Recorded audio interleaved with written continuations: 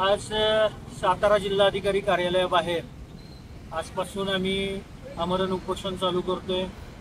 महाराष्ट्रातील आणि सातारा जिल्ह्यातील जे गव्हर्नमेंट कॉन्ट्रॅक्टर आहेत त्यांची जी थकीत बिल आहे ती तात्काळ शासनाने द्यावीत याकरता आम्ही आंदोलनाला बसलेलो आहे। 49,000 कोटी रुपये शासनाकडून थकीत आहेत, तर ही जी रक्कम आहे ती गव्हर्नमेंट कॉन्ट्रॅक्टरला तात्काळ आपण द्यावीत। कारण आपणा सगळ्यांना माहिती आहे, सांगली जिल्ह्यातील वाळवा तालुक्यातील हर्षल पाटील नावाच्या अभियंत्याने आत्महत्या केली, आपलं आयुष्य संपवलं। एक घरातला कर्तृत्ववान व्यक्ती गेल्यानंतर ते घर पूर्ण उघड्यावरती पडतं आणि अडचणीत येतं। हर्षल पाटील हे जरी सब कॉन्ट्रॅक्टर असली तरी मूळ कॉन्ट्रॅक्टरला आपण पैसे दिले होते का?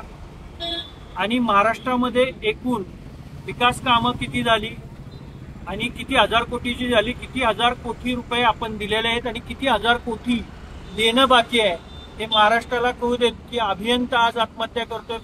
याआधी शेतकरी आत्महत्या करायचा, आता हीच वेळ एका गव्हर्नमेंट कॉन्ट्रॅक्टरवरती येते आणि अजून किती हर्षल पाटील या महाराष्ट्रामध्ये आत्महत्या करणार आहेत? शासन काय ठोस भूमिका घेणार आहे की या बिला संदर्भात?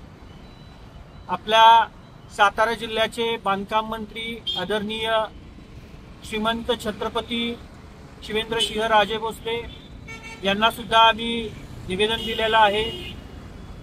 मुख्यमंत्री साहेब, उपमुख्यमंत्री साहेब, जिल्हाधिकारी सर्व शासन दरबारी स्तरावरती आम्ही निवेदन दिलेले आहेत। तर त्यांनी तात्काळ या गोष्टीचा गांभीर्याने विचार करून गव्हर्नमेंट कॉन्ट्रॅक्टरची बिलं तात्काळ काढावी एवढीच मागणी आहे। आणि जोपर्यंत ही बिलं मिळत नाहीत तोपर्यंत हे आमरण उपोषण असंच चालू राहणार आहे। आज माझा जीव गेला, हर्षल पाटील गेले, उद्या मी गेलो, तर कमीत कमी महाराष्ट्रातले 1000 अभियंते यांनी आत्महत्या करू नये, आत्महत्यापासून रोखावं म्हणून आम्ही या ठिकाणी आंदोलनाला बसलो।